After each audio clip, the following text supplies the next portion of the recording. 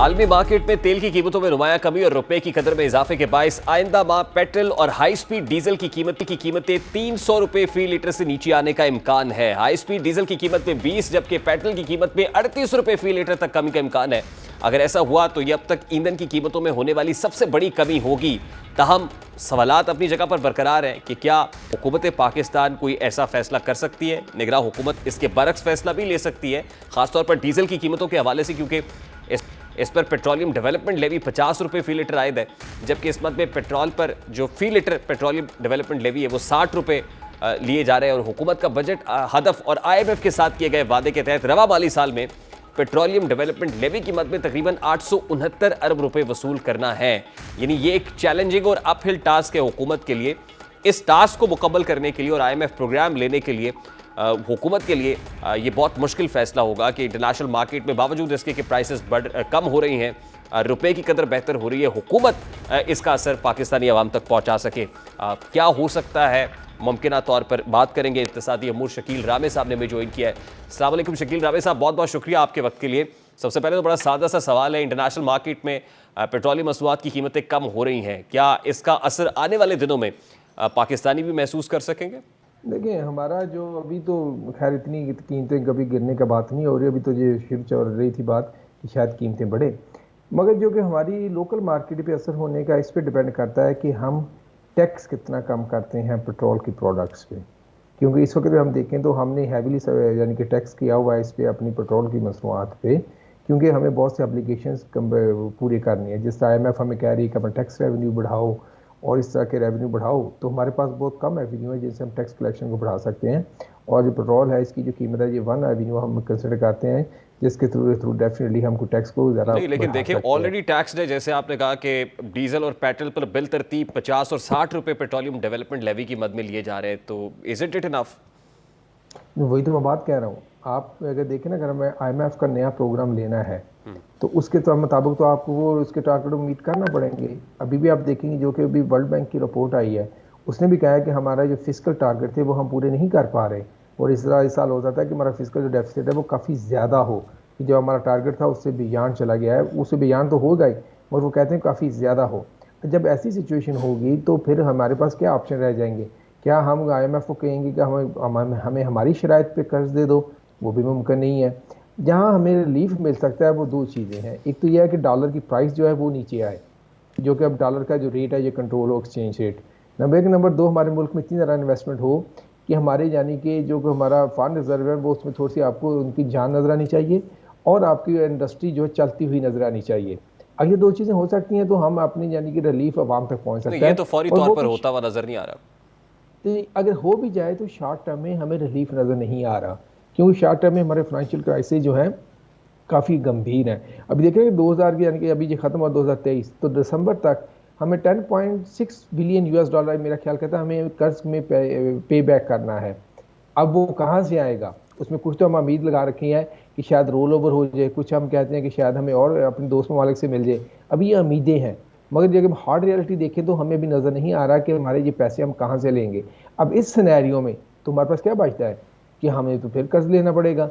अब कर्ज लेने पे बढ़ जाएंगे तो फिर अगर हम IMF और वर्ल्ड बैंक की तरफ जाएंगे तो वो अपनी शराइत के साथ आएंगे। दोस्त ममालिक जो हैं वो ऑलरेडी हम उनको इतना सैचुरेट कर चुके हैं कि हम मजीद उनको कह नहीं सकते। देखिए, आप ये जो साइज जब रिलीफ की बात करते हैं या इस तरह की बात करते हैं तो हमें एक चीज़ करनी चाहिए कि जिस पर अभी भी हमारी बातें ज़्यादा हैं, प्रैक्टिकल एक्शन कम है। हमें अपनी इकानमी को रिवाइव करना है। अगर जब तक हम इकोनॉमिक में यानी एक्टिविटीज़ को रीजनरेट नहीं करते, एग्रीकल्चर हो जाए या इंडस्ट्री हो जाए या माइनिंग हो जाए या IT कोई भी बातें, हम पोटेंशियल तो कहते हैं बड़ा पोटेंशियल है भाई, उस पोटेंशियल का क्या फ़ायदा जिसको आप एक्सप्लॉइट नहीं कर रहे।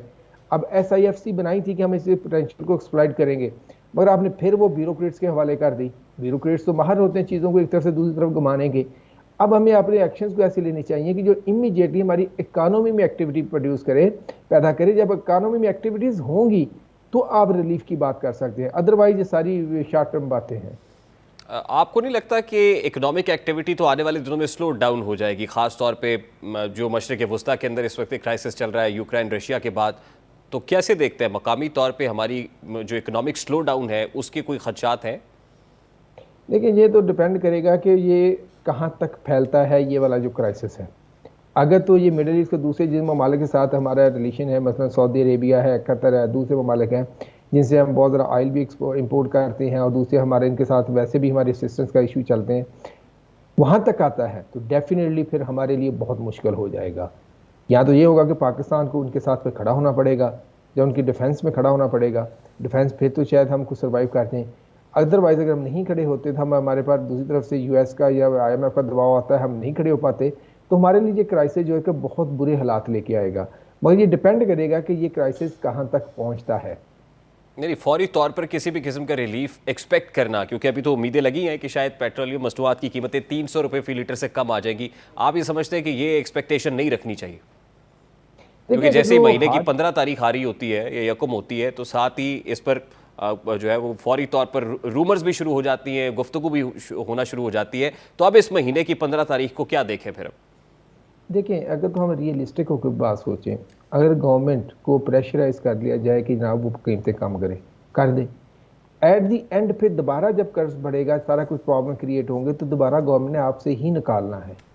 आप ये ना कहना कि गवर्नमेंट कहीं और से लेके आएगी। देखेंगे, ये तो पढ़ी लिखी बात है, जब तक साबित हो चुकी है, जो कोई भी गवर्नमेंट हो इस पाकिस्तान में, वो अपने क्या कहते हैं कि एलीट क्लास के इंटरेस्ट पे कंप्रोमाइज़ नहीं करती, वो गरीब आदमी पे ही कंप्रोमाइज़ करती है। अगर देखेंगे, अब आप कहते हैं रिलीफ की बात, रिलीफ देनी है तो आपके जो बड़े बड़े जो लोग हैं उनको उनकी कम करें ना पैकेजेस, उनको कम करें, उनको ख़त्म करें, उनकी मुफ्त जो उनकी सहूलियात है। भाई कोई भी यहाँ खुशी से क्या कहते हैं कि अगर वो सर्व करने आए हैं, खुद आते हैं ना, उनको डंडे से हाँ के तो नहीं ना लाता कि आप मुल्क को आके सर्व करें।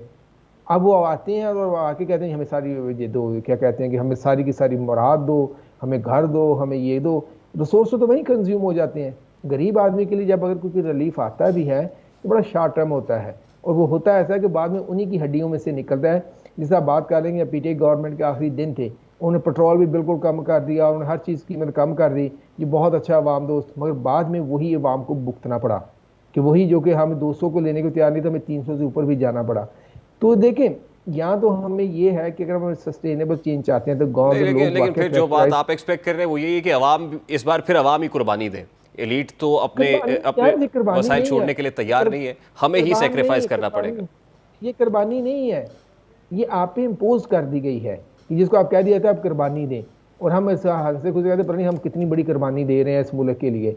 देखें, ये हम पे इम्पोज्ड है कि यानी कि हम एलीट को पालते हैं, वो हम पे मुख्तलिफ किस्म के टैक्स लगाते हैं और वो खुद एंजॉय करते हैं। अब अगर ये ऐसी बात है, इकनॉमिक क्राइसिस हमारा बहुत ज़्यादा है, तो कोई इनका हक नहीं बनता था कि अपनी ये लिवरेजेस छोड़ देते? वो तो छोड़ने के लिए तैयार नहीं है, कोई भी तैयार नहीं है। तो कहते हैं अवाम कुर्बानी, अरे अवाम कुर्बानी नहीं है, उनका स्लाटर करता है ये वाला। नहीं, लेकिन फिर जब अवाम ये एक्सपेक्ट करे या अवाम मुतालबा करे कि ये पेट्रोलियम मसनूआत की कीमतें कम होनी चाहिए, तो मुतालबा करना तो कम अज़ कम जायज़ है। क्योंकि इस वक्त जो इंडिकेटर्स बताए जाते हैं इंटरनेशनल मार्केट में जो है, या डॉलर नीचे आ रहा है, तो फिर इतना सा तो अवाम का हक बनता है ना कि उनको इसके अंदर भी कोई ब्रीदिंग स्पेस या सांस लेने का मौका दिया जाए। अवाम का बहुत हक बनता है, इससे भी बहुत ज़्यादा हक बनता है। मगर अवाम को ये समझना होगा जब तक वो अपने इनको प्रेशराइज नहीं करेंगे कि ये लीड कैप्चर जो है या एक्सप्लॉइटेशन है इसको ख़त्म करवाने के लिए, तब तक आप सिर्फ ना उम्मीदें रख सकते हैं। क्योंकि एक हाथ देते हैं, दूसरे हाथ से आपसे निकाल लेते हैं। मतलब पिछले दिनों बात हो रही थी, इलेक्ट्रिसिटी के बिल बहुत ज़्यादा आ गए हैं, इनका बिल को कम करेंगे तो कैसे, दूसरी तरफ से गैस का बिल बढ़ा देंगे। तो ये कौन सा रिलीफ हुआ? एक तरफ से आपने दिया, दूसरे से आपने ले लिया। मैं बेसिकली जो बात मैं कहना चाह रहा हूँ कि हमें जिस पे काम करने की ज़रूरत है अवाम को, या प्रेशर डालने की ज़रूरत है, वो ये है जनाब, जो आप सिस्टम आपने डिज़ाइन किया हुआ इसको चेंज करें।